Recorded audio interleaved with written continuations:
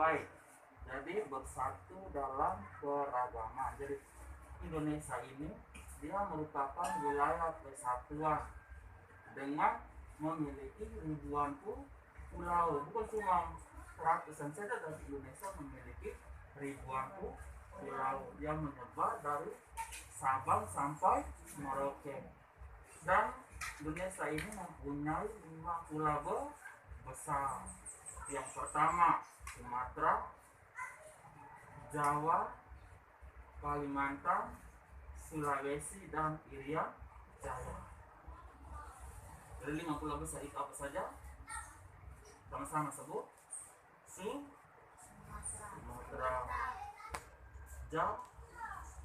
Jawa, Kalimantan, Sulawesi, dan Irian. Dari 5 pulau besar ini. Dan kelima pulau besar ini dibagi dalam 3 wilayah. Ada Indonesia bagian barat, ada Indonesia bagian tengah, dan ada Indonesia bagian timur. Indonesia bagian tengah itu termasuk kita di sini. Kita ini termasuk Indonesia bagian timur. Sedangkan Indonesia bagian barat itu Pulau Jawa mereka, Jawa dengan Kalimantan sedikit sampai Sumatera. Sedangkan Indonesia bagian timur itu Irian, itu Indonesia bagian timur. Baik, sekarang lihat di situ. Jadi keragaman Indonesia ini juga dia mencakup beberapa hal, antara lain suku, agama, budaya, adat. Jadi semuanya ada perbedaan. Ada yang suku Nias, ada suku Bugis, kalau kita dengan suku Flores. Jadi beragam-ragam suku. Terus ada juga agama. Agama ini bukan hanya satu saja di Indonesia, tetapi ada 6. Yang pertama Islam, yang kedua Katolik, ketiga Protestan, yang keempat Hindu, kelima Buddha, dan keenam Konghucu. Itu ada 6 agama yang dianut di dalam negara Indonesia ini. Terus meskipun kita ini beragam, sudah beragam, tetapi kita memiliki satu semboyan yang dituangkan dalam Bhinneka Tunggal Ika. Tuangkan dalam apa? Kuat lagi yang jelas. Ya, Bhinneka Tunggal Ika. Jadi Bhinneka Tunggal Ika itu maksudnya meskipun kita ini berbeda-beda, tetapi kita tetap satu. Berbeda tapi tetap satu. Baik, sekarang kita lihat di situ. Lihat sikap dalam keberagaman yang diterapkan dalam lingkungan rumah, sekolah, dan masyarakat. Sekarang lihat lingkungan rumah. Sikap bersatu dalam keragaman di lingkungan rumah itu antara lain yang pertama menghargai perbedaan yang ada. Lihat situ. Ada toh? Yang kedua, saling menyayangi antar keluarga. Jadi dalam satu rumah itu kita harus saling menyayangi, jangan saling membenci satu sama lain. Jangan kakak benci adik, adik benci kakak, adik benci mama, benci bapak, dan lain sebagainya. Harus saling menyayangi. Yang ketiga, saling membantu satu sama lain. Lihat di situ. Jadi kita saling membantu satu sama lain supaya pekerjaan yang berat itu dapat kita selesaikan bersama. Terus menghormati orang yang lebih tua. Jadi menghormati orang yang lebih tua ini terutama kita menghormati bapak dan mama kita. Apabila dalam rumah itu ada nenek, ada kakek, maka kita juga harus menghormati kakek nenek kita itu.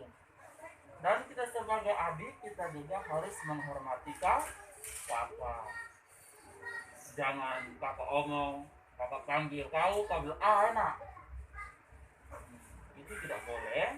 Jadi kita harus menghormati dan menghargai kakak.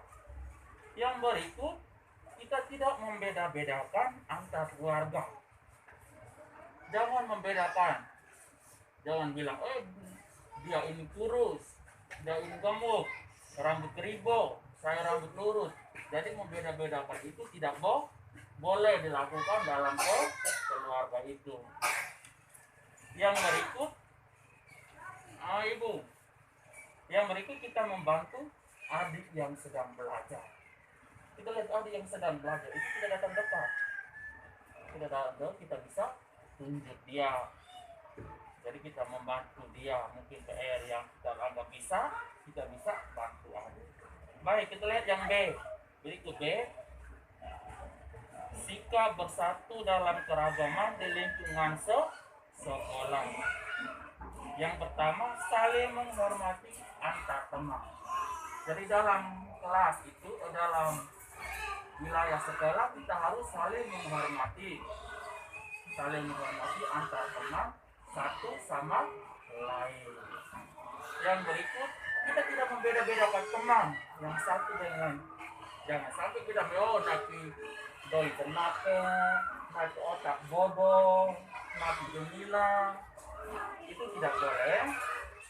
Jangan dia malas mandi, jangan bergaul dengan dia itu rambut keribok, jangan bergaul dengan dia itu perut besar, jangan bergaul dengan dia itu badan besar kayak kerbau.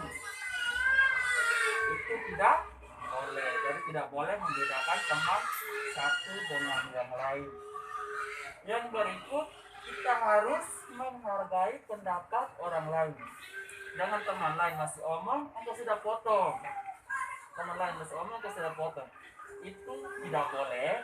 Kita harus menghargai. Kita harus mendengarkan dia dulu dia omong apa. Yang berikut, saling tolong menolong. Kita harus tolong menolong. Misalnya ada tugas yang diberikan oleh guru terhadap si A, dan kamu juga bisa membantu dia supaya pekerjaan yang diberikan itu cepat selesai. Atau misalnya dalam kelas ada teman kamu tidak membawa ballpoint, dan apabila kamu mempunyai 2 ballpoint, kamu bisa beri pinjam kepada dia itu. Yang berikut, saling menyayangi antar teman. Dalam antara teman itu kamu saling menyayangi.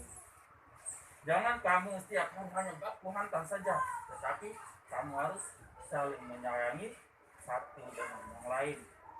Yang berikut, membantu teman yang mengalami kesulitan. Jadi kamu lihat teman yang sudah mengalami kesulitan, kamu wajib bantu dia supaya dia juga bisa. Buka yang berikut, kita lihat C. Sikap bersatu dalam keragaman di lingkungan masyarakat. Kalau di lingkungan masyarakat itu, yang pertama saling menghormati antar warga.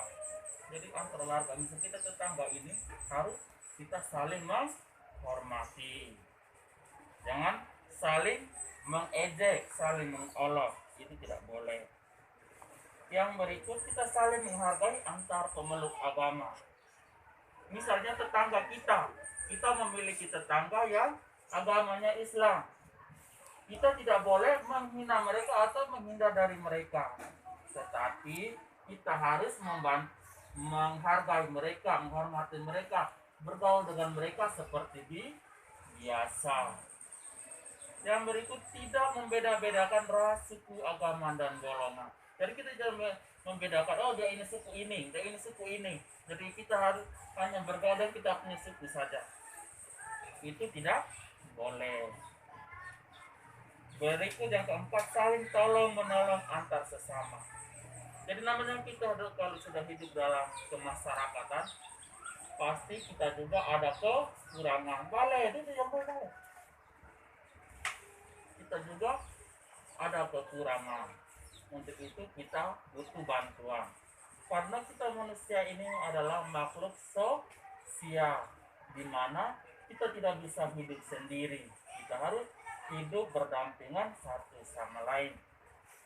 Yang berikut, tidak menjelekkan asal orang lain. Itu sudah tadi dijelaskan.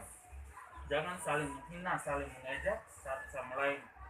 Yang keenam, menyelesaikan musyawarah bersama warga apabila ada masalah. Jadi ada masalah yang luar biasa, kita selesaikan dengan musyawarah sehingga menghasilkan satu kesepakatan bersama. Yang berikut kita lihat tentang manfaat bersatu dalam keragaman. Lihat di bawah itu, manfaat bersatu dalam keragaman. Itu kalau di lingkungan keluarga menumbuhkan semangat kekeluargaan. Jadi kita dalam keluarga itu kalau apabila kita sudah bersatu, maka menumbuhkan semangat kekeluargaan. Terus permasalahan cepat selesai. Dari dalam keluarga itu kalau kita dapat masalah, kita harus segera omong, kita punya bapak, mama, kakak, sehingga kita bisa omong sama-sama. Terus terciptanya kedamaian. Dari dalam keluarga ini kalau kita hidup baik, maka akan terciptanya kedamaian, kerukunan, dan keharmonisan antar keluarga serta menghindari pertengkaran. Kalau kita sudah hidup damai, maka pertengkaran itu tidak terjadi. Yang berikut, lingkungan sekolah. Terciptanya rasa kesetiakawanan. Itu di lingkungan sekolah. Jadi semangat kekeluargaan antar warga sekolah tercipta.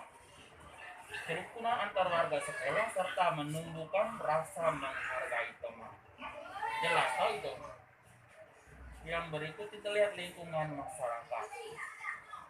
Ya, dalam lingkungan masyarakat itu manfaatnya adalah terciptanya kerukunan dan ketentraman antar warga.